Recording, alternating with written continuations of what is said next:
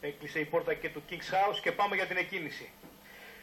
Επιτέθηκαν στις διαταγές του Αφέτη και δίδεται η εκκίνηση. Στις διαταγές του Αφέτη και αυτή τη στιγμή δόθηκε η εκκίνηση της δεύτερης υποδρομίας.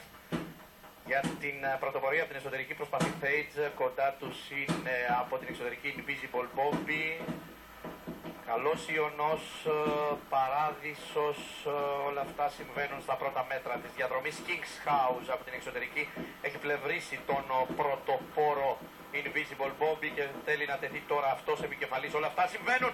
Ανετράπει ο αναβάτης του και ο Ιτυλός ανετράπει. Invisible Bobby τώρα στην πρωτοπορία θέλει να ξεφύγει από τους αντιπάλους του. Δυνατό φίνι στα τελευταία μέτρα.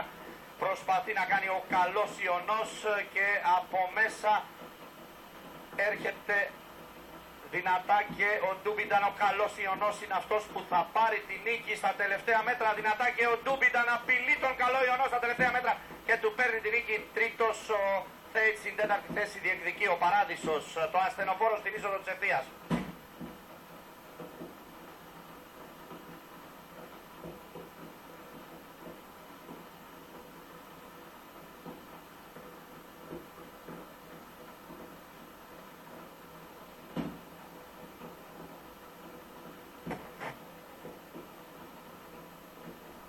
Με την είσοδο στην ευθεία ανετράπει ο King's House.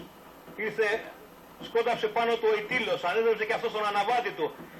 Εδώ προηγείται ο καλός Ιωνός, το νούμερο 4, και έρχεται από μέσα ο Ντούμπινταντ, το νούμερο 6.